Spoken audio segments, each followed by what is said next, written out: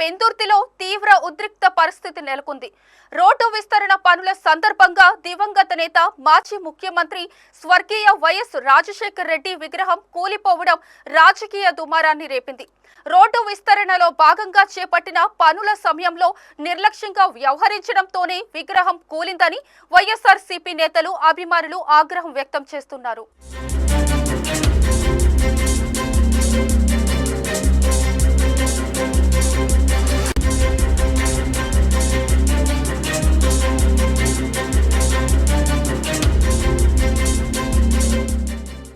ఇది ఉద్దేశపూర్వక చర్యనని ఆరోపిస్తున్నారు.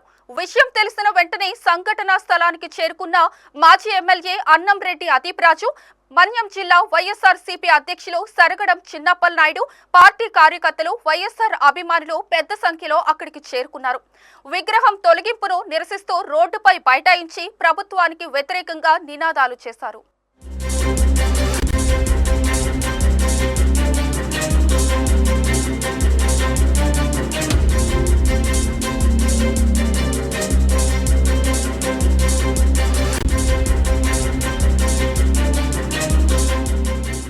ప్రభుత్వం కక్షపూరితంగా వ్యవహరిస్తూ వైఎస్ రాజశేఖర్ రెడ్డి విగ్రహాన్ని తొలగించిందని ఆరోపిస్తూ తీవ్ర ఆందోళనకు దిగారు.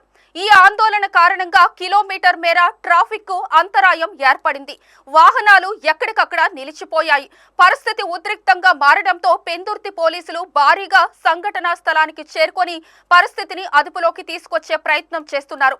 విగ్రహ అవమానానికి బాధ్యులపై చర్యలు తీసుకోవాలని, అధికారిక క్షమాపణ చెప్పాలని వైఎస్ఆర్ అభిమానులు డిమాండ్ చేస్తున్నారు.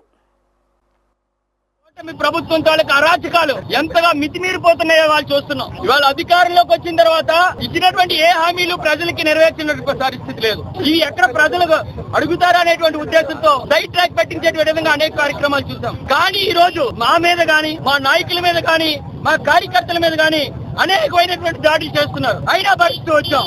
కానీ ఈ రోజు మా అందరి దైవం, ఇవాళ మా అందరి దైవం దివంగత మాజీ ముఖ్యమంత్రి వర్యులు రాజశేఖర్ రెడ్డి గారి విగ్రహాన్ని ఇవాళ పెందుర్తి కోడల్లో రాజశేఖర్ రెడ్డి గారి విగ్రహాన్ని తీసి కాలంలో పడేసినటువంటి పరిస్థితి. ఇటువంటి దుర్మార్గం చర్చలు ఎప్పుడు కూడా చేయలేదు. గత 5 సంవత్సరాలు మేము ప్రభుత్వంలో ఉన్నాం. ఏ రోజైనా ఎన్టీఆర్ గారి విగ్రహం కనీసం ఒక గంటైనా పడిందా? లేదు. కానీ ఈ రోజు రాజశేఖర రెడ్డి గారి విగ్రహాన్ని తీసి కాలంలో పడేసినటువంటి పరిస్థితి అంటే ఈ రోజు ఎంత అరాచకమైనటువంటి పాలన కొనసాగుతుందో మనం చూస్తున్నాం.